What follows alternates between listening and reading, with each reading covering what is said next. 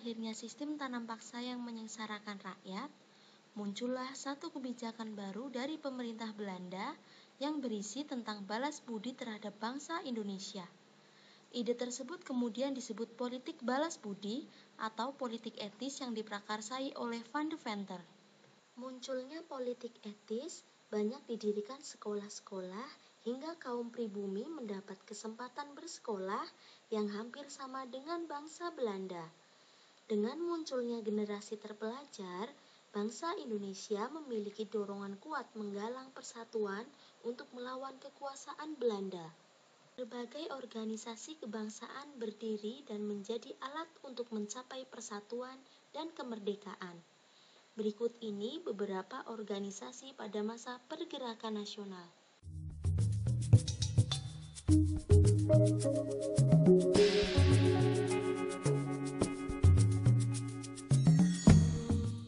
Organisasi Budi Utomo berdiri pada tanggal 20 Mei tahun 1908 di Gedung Stovia, yaitu gedung sekolah kedokteran zaman Belanda.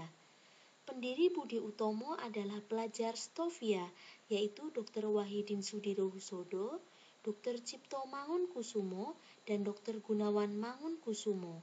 Tujuan didirikan Budi Utomo adalah mengumpulkan dana demi membiayai pemuda Bumi Putra yang pandai namun miskin.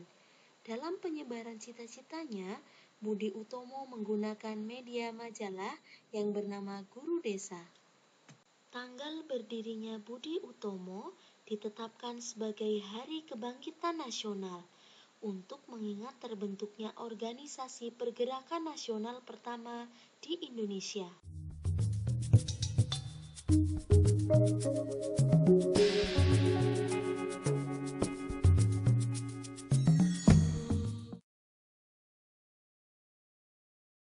Indise Partai didirikan di Bandung pada tanggal 25 Desember tahun 1912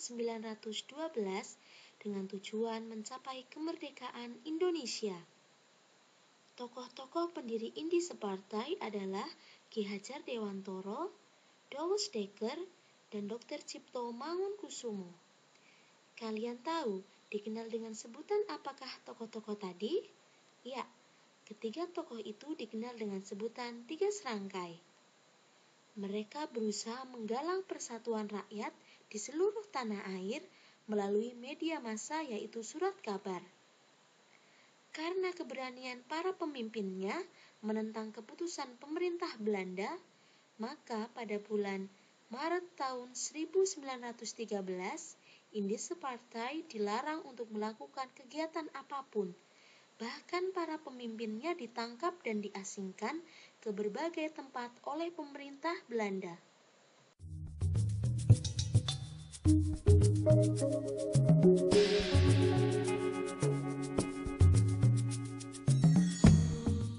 Organisasi Perhimpunan Indonesia didirikan pada tahun 1925 oleh Dr. Andes Muhammad Hatta, Ahmad Subarjo, Nazir Datuk Pamuncak, Dr. Sutomo, dan Ali Sastroamidjojo. Karena perjuangan yang tidak kenal lelah dalam mengenalkan gagasan-gagasannya untuk kemerdekaan Indonesia, para pemimpin Perhimpunan Indonesia ditangkap oleh pemerintah Belanda. Perjuangan Perhimpunan Indonesia telah mempengaruhi organisasi-organisasi kebangsaan di tanah air untuk bersatu yang berujung pada dicetuskannya Sumpah Pemuda.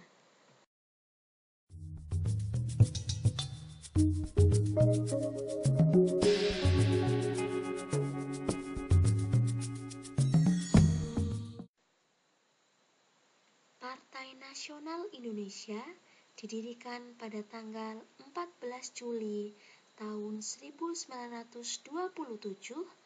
oleh Insinyur Soekarno, Mr. Sartono, Mr. Ali Sastroamidjojo, dan Dr. Cipto Mangunkusumo. Mereka mengadakan kursus-kursus, sekolah-sekolah, maupun mendirikan rumah sakit. Pemerintah Belanda menganggap kegiatan PNI adalah suatu pembangkangan. Tokoh PNI ditangkap, dan dihadapkan pada Pengadilan Negeri di Bandung. Hasil keputusan sidang di Pengadilan Negeri Bandung menyatakan bahwa PNI sebagai organisasi terlarang. Para pemimpin PNI tidak kehilangan akal. Organisasi baru segera dibentuk untuk melanjutkan perjuangan meraih kemerdekaan.